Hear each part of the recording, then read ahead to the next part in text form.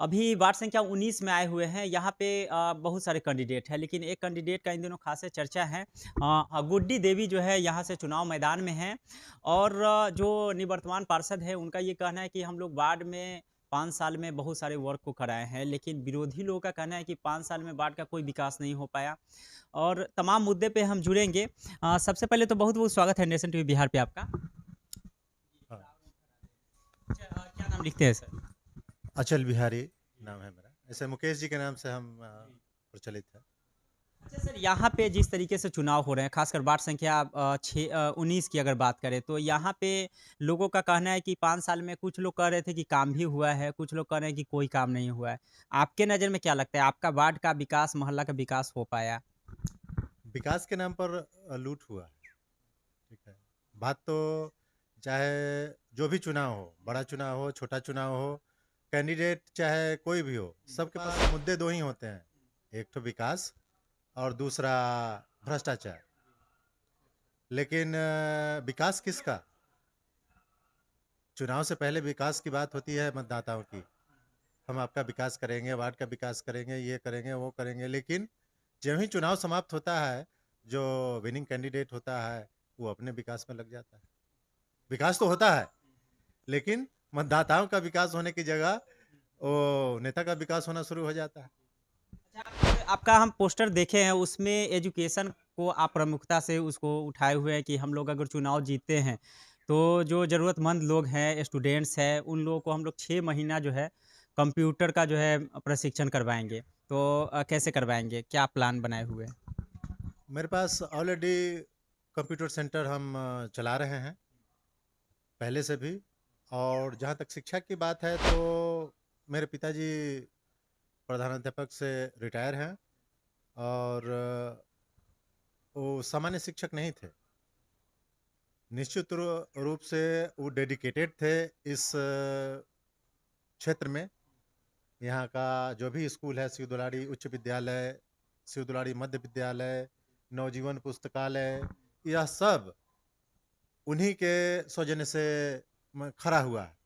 उन्होंने अपने समय में उसको खड़ा किया और शिक्षा के क्षेत्र में उनका योगदान कंटिन्यू रहा है। यह जहाँ आप बैठे हुए हैं, यह लोक मंगल मध्य विद्यालय के नाम से उन्होंने अपने रिटायरमेंट के बाद इसको शुरू किया था।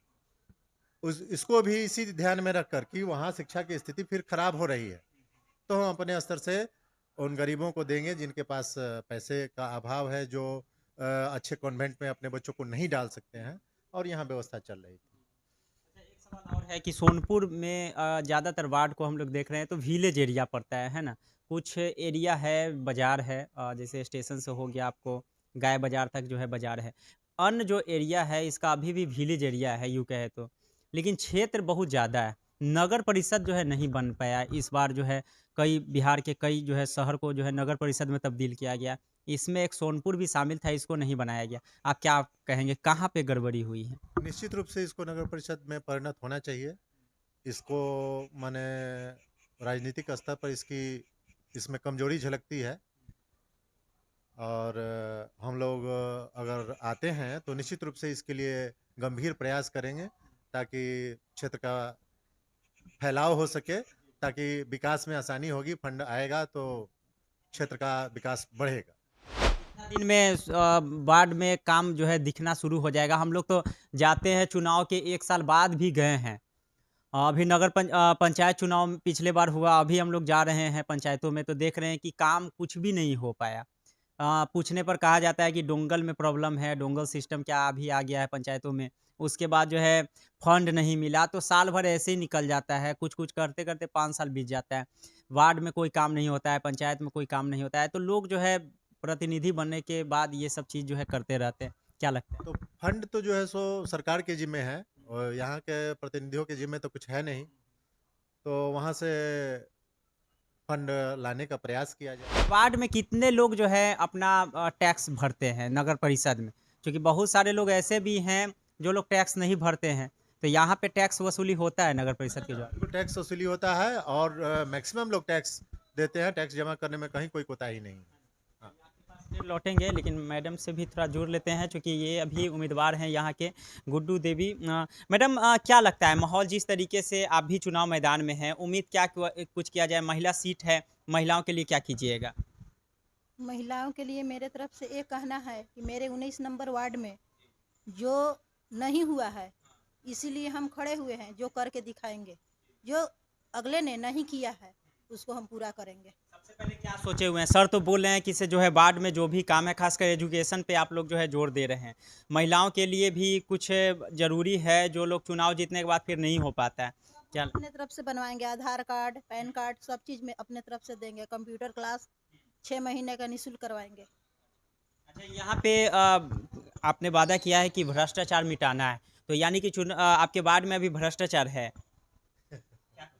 तो क्या कहेंगे हम उसको, हम सुधार लाने की कोशिश करेंगे, जो माने नहीं हो।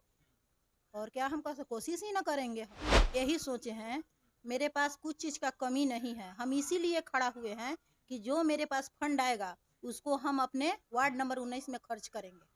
वार्ड की जनता से क्या अपील कीजिएगा? आप तो चुनाव जो है 18 तारीख को है, 14 तारीख का हो गया है। वार्ड के जनता से ही चुनाव करेंगे कि जितना मदद हमसे ले वो हमसे ले सकते हैं। हम कोशिश करेंगे कि अपने तरफ से दे उसको। बहुत बहुत शुक्रिया। गुड्डी देवी जी जुड़ गई थी। अच्छा सर, आप क्या कहेंगे जिस तरीके से यहाँ पे चुनाव हो रहे हैं सोनपुर में खासकर, तो लोग कह रहे हैं कि इस बार अध्यक्ष के का पावर रह जाएगा, उपाध्यक्ष वाला निगरानी में रहते हैं, वार्ड कमिश्नर सब जो है अविश्वास प्रस्ताव वाला जो लगता था उसमें खरीद फरोख्त होता था, वो सब पे भी अंकुश लगा है। आप लोग कैसे काम करवाएंगे? वो तो बहुत अच्छा हुआ। वो खरीद फरोख्त आहार जो है सो अध्यक्ष भी मैंने अस्थिर रहता था। वो सोचता था कि भाई अब इसको संभालो, उसको संभालो, उसको संभालो, तो ये चीज़ खत्म हो गई है। अध्यक्ष निश्चित रूप से स्थिर होकर वो काम करेगा, और वह बिना वार्ड के सहयोग के तो वो काम कैसे करेंगे? काम तो वार्ड में ही करना है, तो बिना हम लोगों के सहयोग के कोई काम हो नहीं पाएगा। इसलिए वार्ड की महत्ता अपने जगह पर निश्चित रूप से बनी हुई है। भ्रष्टाचार की चर्चा कर रहे हैं, तो अभी किसी भी ऑफिस में चले जाइए, आप एक तो सिंपल एप्लीकेशन आप अपना जो ही क्लर्क के टेबल पर रखते हैं, वह कहता है कि खर्चा दीजिए। अब उससे क्या लाभ है और क्या हानि है, वो तो बाद की बात है। वो पढ़ता भी नहीं है, सीधे पहले कहता है कि खर्चा दीजिए, खर्चा नहीं दीजिएगा तो आपका काम नहीं होगा। यह स्थिति है। मतलब ये सब चीज़ पे अंकुश लगेगा आपके वार्ड में, खासकर आप चुनाव जीतते हैं? बिल्कुल बिल्कुल लगेगा। हमारे वार्ड में हमने देखा है 2 सोनपुर, एक भव्य संपन्न माने महल, और दूसरी तरफ अभावग्रस्त दीनहीन माने भोजन पर भी आफत है। ऐसे दोनों चीज इसी वार्ड में हमको देखने के लिए मिले हैं भ्रमण के दौरान। ठीक है, तो अब देखिए कि काम कराने की बात होती है तो जो लोग संपन्न है अपने पैसे के बल पर काम करवा लेंगे, जिनके पास पैरवी है पैरवी के बल पर अपना काम करवा लेंगे। लेकिन वो लोग जिनका कोई सुनने वाला नहीं है, जो कमजोर है, जिनके पास कोई साधन नहीं है, उनकी आवाज कौन बनेगा? तो उसके लिए जो है सो हम आ रहे हैं कि उनकी आवाज़ बने, उनको जितना मदद हो सके हम अपनी ओर से करें। और कंप्यूटर शिक्षण की जहाँ तक बात है, तो सबसे पहले ये छोटे स्तर पर हम कर रहे हैं। अपने 19 नंबर वार्ड के हर घर से एक कंप्यूटर साक्षर देंगे, और मेरा टारगेट है कि पहले 19 नंबर वार्ड को पूर्ण कंप्यूटर साक्षर बनाएं। ये आपका जो है वादा, इसको निभाएंगे आप? बिल्कुल। वो चुनाव जो है सो जीतना और नहीं जीतना वो अलग है। चुनाव से इसको कोई मतलब नहीं है, वो अपनी जगह पर है। इससे पहले हमारे पिताजी भी निःशुल्क शिक्षण करते रहे हैं, शिक्षा के क्षेत्र में योगदान देते रहे हैं। एजुकेशन को तो आप लोग बढ़ाए हैं, इसको प्रमुखता से लिए हुए हैं, बहुत इसके लिए आभारी हैं कहीं न कहीं से नेशन टीवी बिहार भी, चूँकि हम लोग भी प्रमुखता से जो एजुकेशन का मुद्दा है, चाहे वार्ड हो, शहर हो, कहीं भी हो, इसको उठाते रहे हैं। बहुत-बहुत शुक्रिया तमाम मुद्दे पे जुड़ने के लिए। खबरों का सिलसिला लगातार जारी रहेगा। नेशन टीवी बिहार पे एक्सक्लूसिव रिपोर्ट, ग्राउंड रिपोर्टिंग भी हम आपको दिखा रहे हैं, पूरे नगर निकाय का कि किस तरीके से चुनाव हो रहे हैं।